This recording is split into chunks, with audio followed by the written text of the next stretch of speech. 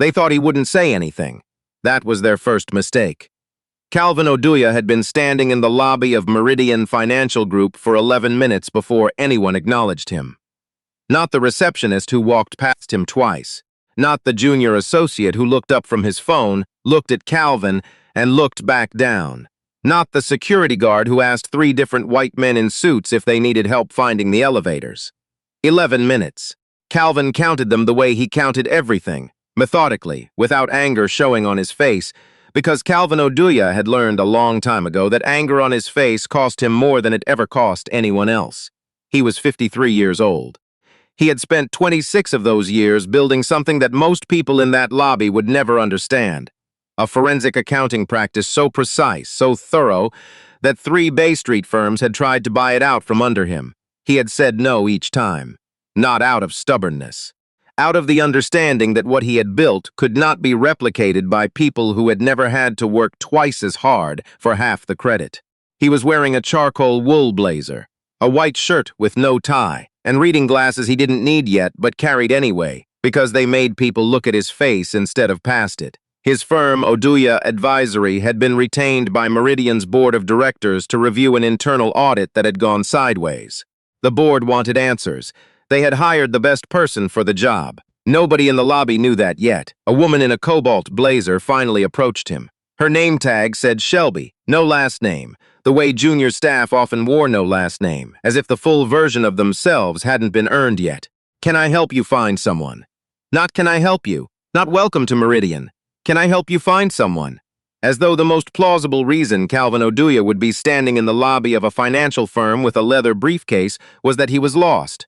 I have a 9 o'clock with your CFO, Calvin said. Calvin Oduya, Oduya Advisory. Shelby blinked. Something moved across her face, not quite embarrassment, not quite surprise, something in between, the kind of expression people make when a situation has not unfolded the way they assumed it would. Of course, she said. I'll let Mr. Hackett know you're here. She walked away quickly. Calvin watched her go, then turned and looked out at the glass wall facing King Street. The morning light was cutting through at an angle that made the whole lobby look like it was made of honey. It was a beautiful building. He had been inside 100 buildings like it. He had never once been greeted at the door. The boardroom on the 22nd floor smelled like fresh coffee, and something Calvin recognized immediately as anxiety. There were 6 people seated around the table when he walked in. 3 lawyers. The CFO, a man named Hackett with silver temples and a handshake that lasted exactly 1 pump.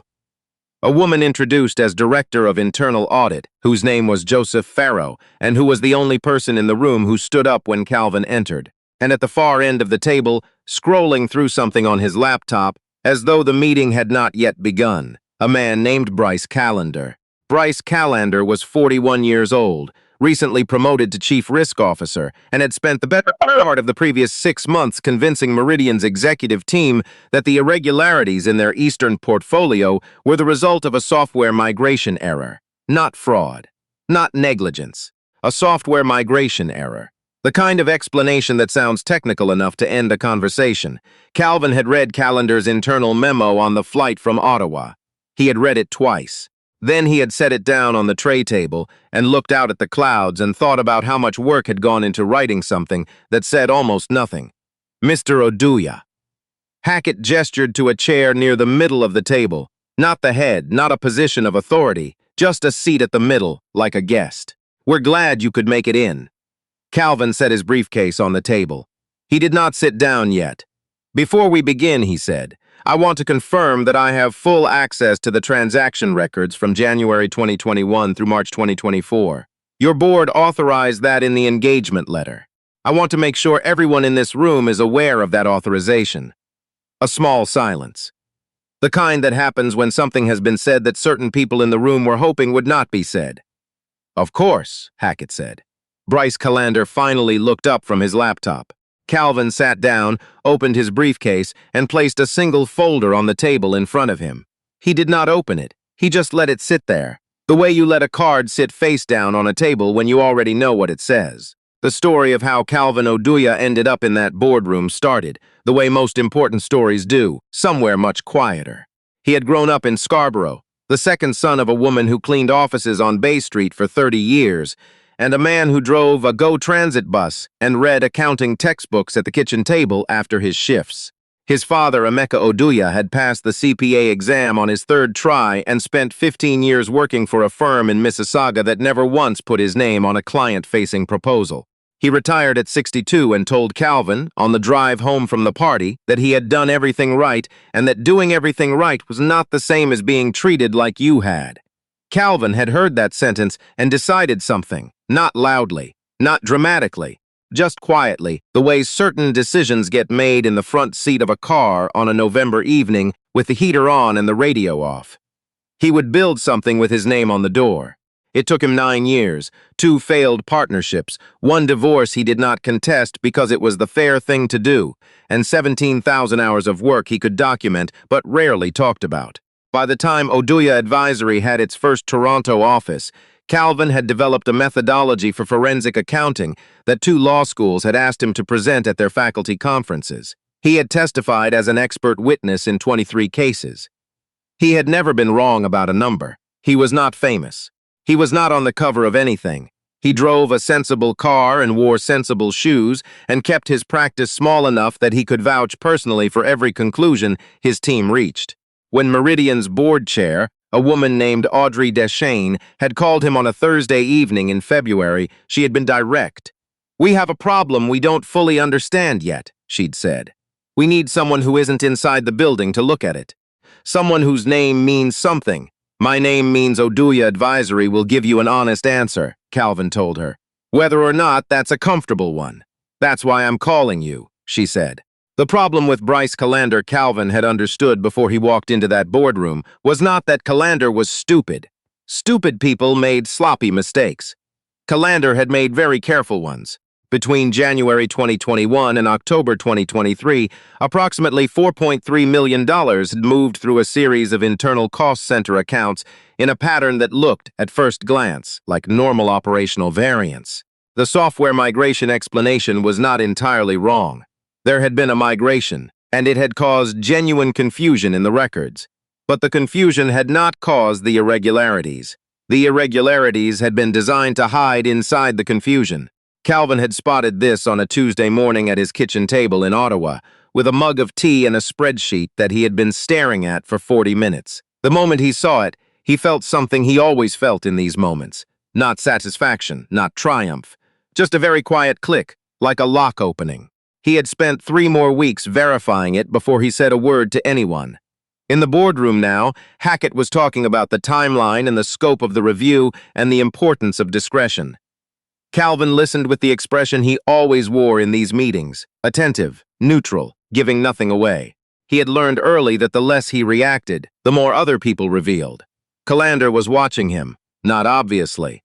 But Calvin noticed it the way he noticed everything, cataloging it, filing it, not responding to it.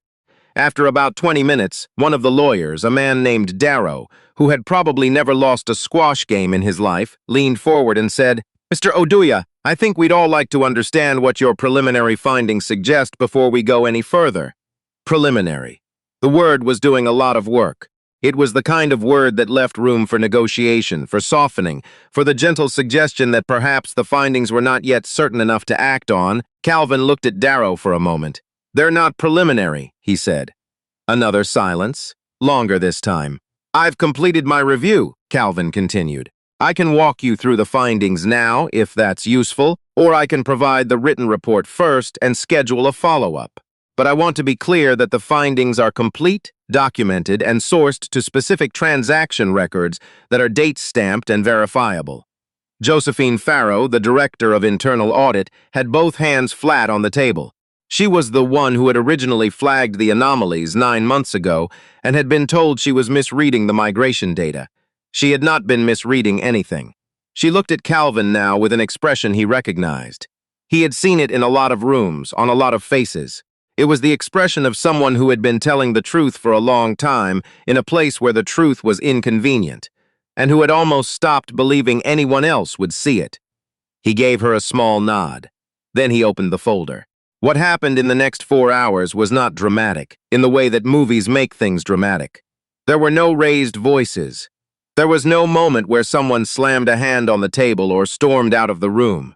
What happened was quieter than that, and in Calvin's experience, the quiet unravelings were always the ones that actually stuck.